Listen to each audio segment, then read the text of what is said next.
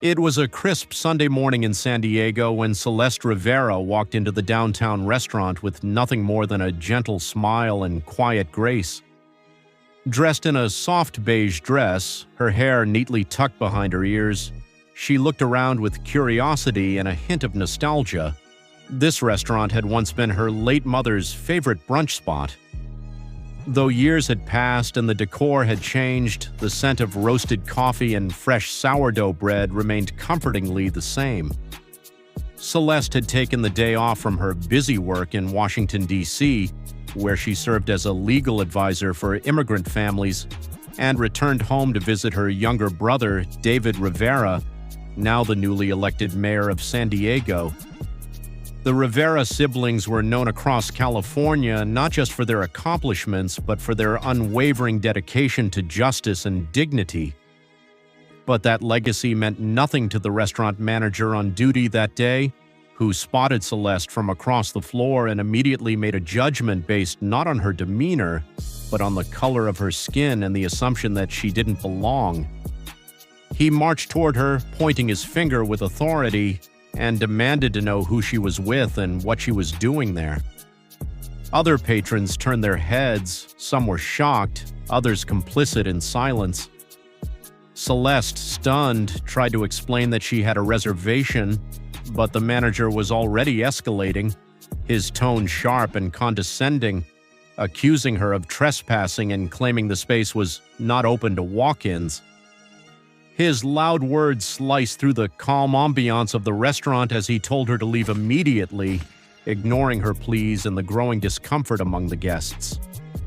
Humiliated, Celeste stood frozen as whispers filled the room. A couple by the window muttered something about another one trying to sneak in, while a waitress tried unsuccessfully to reason with the manager, quietly reminding him they hadn't even checked her name against the reservation list. Tears welled up in Celeste's eyes, not from fear but from the sting of injustice. She had spent her life fighting for women like herself, women who looked different, who spoke with accents, who were treated as though they were less. And now here she was, being pushed out of a place her own mother once loved, solely because a man in a suit thought her appearance didn't match his expectations of class. As she turned to walk away, phone in hand to call her brother and cancel their brunch, a black SUV pulled up outside the restaurant. From it stepped David Rivera, tall, composed, and exuding authority in a navy blue blazer. He caught the scene through the glass, a room frozen in tension, a man yelling, and his sister standing at the center of it. David's calm face darkened with disbelief as he stormed in, demanding to know what was going on.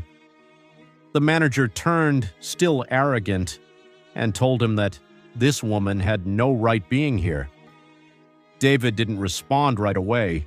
He walked straight to his sister, put a protective arm around her, then turned to the manager and said in a slow, measured tone, "This woman is Celeste Rivera, Harvard graduate, civil rights attorney, and the sister of the mayor of this city.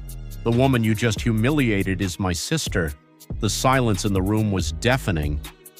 The manager's face turned from smug to pale in a matter of seconds.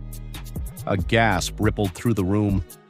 Waiters and guests alike froze mid-motion, their earlier indifference dissolving into guilt and shame.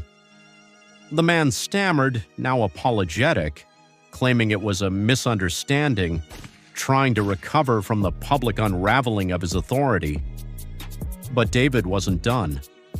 He addressed the entire room, his voice rising with every word, calling out not just the manager's actions but the culture that allowed such behavior to go unchecked.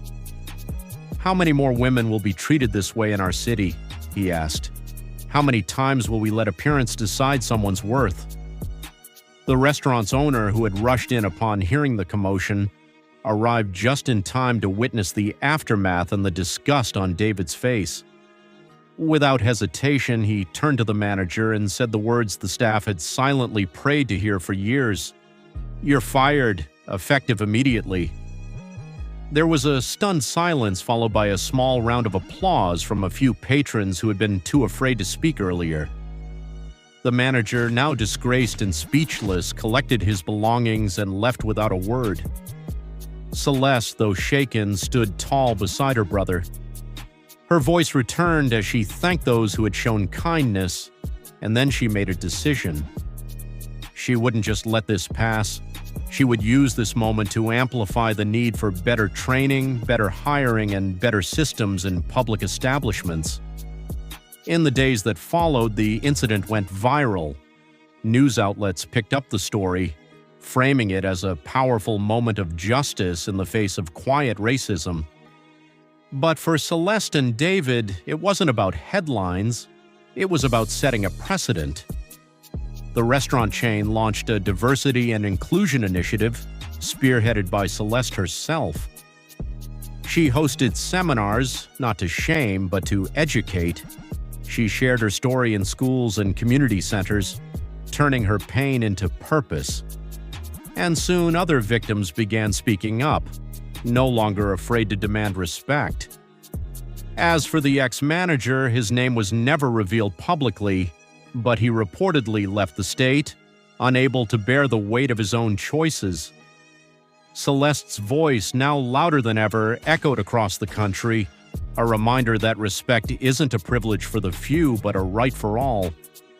She became a symbol of quiet power, and her bond with her brother only grew stronger. Together, they stood not just as siblings, but as leaders of a new generation that refused to tolerate injustice in any form. What began as a brunch ruined by prejudice turned into a movement that changed policy, perception, and most importantly, hearts.